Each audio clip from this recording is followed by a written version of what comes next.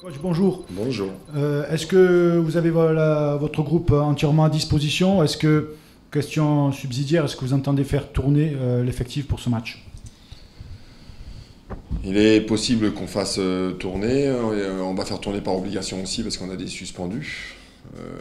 Abdo qui est suspendu suite à son carton à Guingamp.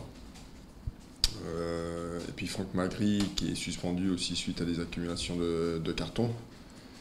Et on a Camara qui est en sélection avec l'U23 mais qui est en sélection aussi avec Abdou. Donc déjà on a trois absents. Donc automatiquement il y a des joueurs qui vont rentrer.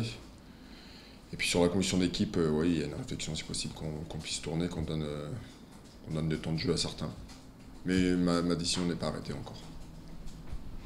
L'année dernière, la Coupe, vous avez été énormément utile. Vous veniez d'arriver, il fallait que vous peaufiniez un petit peu votre nouveau système de jeu, il fallait redonner un petit peu confiance à cette équipe. Cette année, la donne est quand même différente. Les principes de jeu, vous les avez. Bon, il y a encore des choses à travailler. Alors, quel est un petit peu l'objectif de cette Coupe de France? À quoi peut-elle vous servir cette année, cette Coupe de France? Qu'est-ce qu'elle peut vous apporter plutôt? Déjà, la première chose, il faut respecter cette compétition.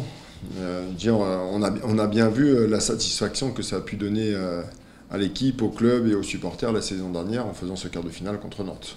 Donc, il y en a certains d'entre eux qui n'avaient jamais vécu ça. Je dis ça, c'est la première des raisons. Et puis, la deuxième, il est toujours important pour moi. Et je reste convaincu de ça. Quand vous pouvez continuer à gagner des matchs et à emmagasiner de la confiance, il faut le faire. Alors il y a des tours à passer. Il y a un tour compliqué à jouer ce week-end avec les Prix les Mézières. On a pris du temps à les regarder. On a réussi à récupérer 2 matchs contre la réserve de Troyes et contre un club de Reims. Bref, on a pu les regarder. Une équipe qui n'a pas perdu, qui est calée dans le haut tableau, une équipe très sérieuse. On va jouer à Charleville où il y aura beaucoup de monde. Ils attendent plus de 3000 personnes. Donc il faut prendre beaucoup de sérieux. Alors la difficulté de préparer ce match, on n'est pas dans le championnat, donc il est difficile entre une forme de relâchement parce que les joueurs, c'est inconscient, le contenu des séances, on n'y arrive pas toujours à y mettre ce qu'on voudrait faire. Et puis ces premiers tours, c'est une question d'envie et de s'adapter le plus vite possible par rapport à l'adversaire et de s'y imposer le plus vite possible. Mais on sait que c'est pas simple. Me souvenez-vous que l'année dernière, le premier tour, on avait été joué à Fougères et ça avait été très compliqué contre cette Nationale 3. Moi, je suis conscient et je sais que ça va être difficile. Mais il va falloir être prêt à affronter cette difficulté parce qu'on va affronter une difficulté.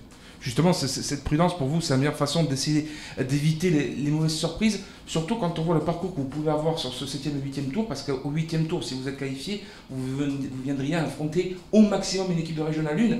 Ça peut être aussi un argument pour dire que les 32e sont vraiment à notre portée si on ne fait pas de bêtises. C'était un des arguments qui a été dit en début de semaine. Alors on sait très bien que tout peut arriver dans le football, mais ce match garantit pratiquement un 32e. Donc dans le temps, et faire un match d'un 32e après la trêve de la Coupe du Monde, voilà, ça peut être que intéressant aussi pour nous. Les joueurs ils le savent, on leur a dit dans la semaine, on en a discuté. Mais avant de penser à ça, il va falloir aller se qualifier là-bas. Vous avez en partie répondu à la question, mais comment on fait pour préparer un match de coupe comme ça face à une équipe où on a très peu d'images, on a très peu d'informations sur ces formations, on ne sait pas trop à quoi s'attendre en fait. Comment vous avez fait pour le préparer?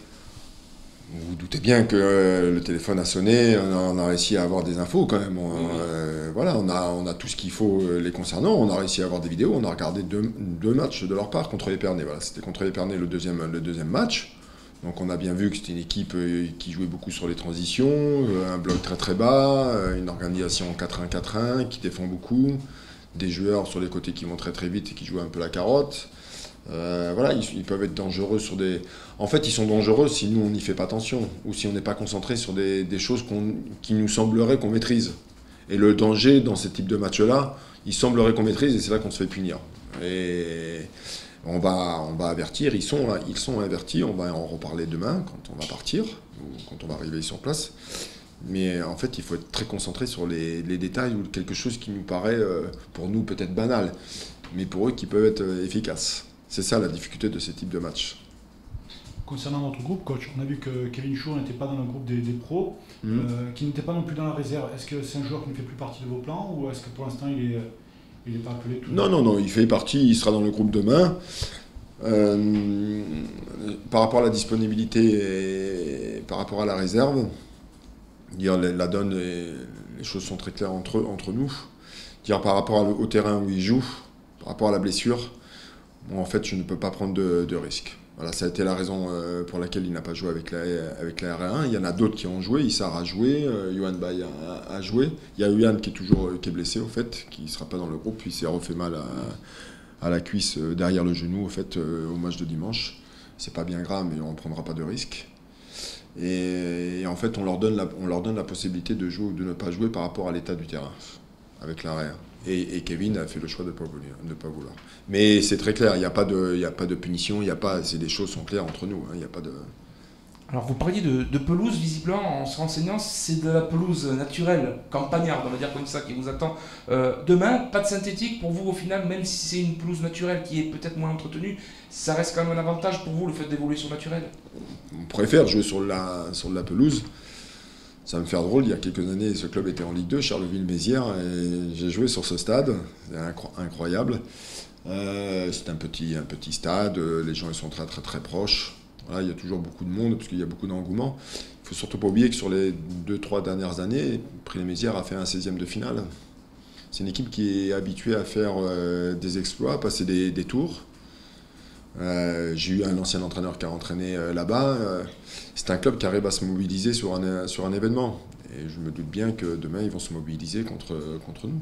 Et puis pour revenir sur les joueurs, il y a un joueur qui était un peu moins dans le groupe ces derniers temps et qui la semaine dernière a gagné lorsqu'il est rentré à marquer, c'est Sami Talal. Vous comptez sur lui sur ce match de Coupe de France. Pour vous, c'est un bon signe le fait qu'un joueur qui n'était plus dans le groupe depuis quelques temps rentre et soit décisif?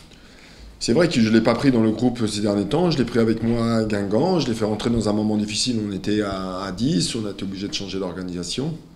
Il a répondu présent sur une situation qu'on était loin d'imaginer qu'il pouvait marquer dans le domaine aérien de la tête.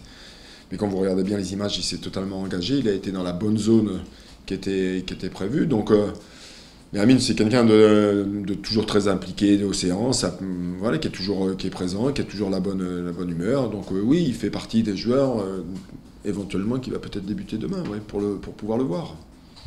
En championnat, on le sait, vous rencontrez des cadors depuis 3 semaines, vous allez encore en rencontrer. Oui.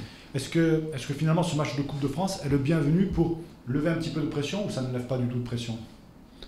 Il ne faut surtout pas que ça enlève de la pression. Si on commence à être dans une attitude un peu, pas tranquille, mais enlever cette forme de tension qu'il peut y avoir à travers les matchs de championnat par rapport aux oppositions, en fait il faut maintenir le système nerveux tous les week-ends. Quand le système nerveux d'un joueur commence à retomber un peu d'un cran ou de 2 crans, je veux dire, vous répondez beaucoup moins présent. Après, mon travail, moi, c'est de les éveiller et d'ajuster toujours ce système nerveux, parce que, en fait, on est dans la compète. De toute façon, on sait que dans ce type de match, l'adversaire va élever son niveau. Dire, tout le monde est capable d'élever, quelles que soient les équipes, tout le monde est capable d'élever sur un match son niveau. Donc nous, notre but et notre objectif, c'est surtout pas enlever ou d'être moins haut que notre niveau habituel. En fait, il faut qu'on joue à notre niveau.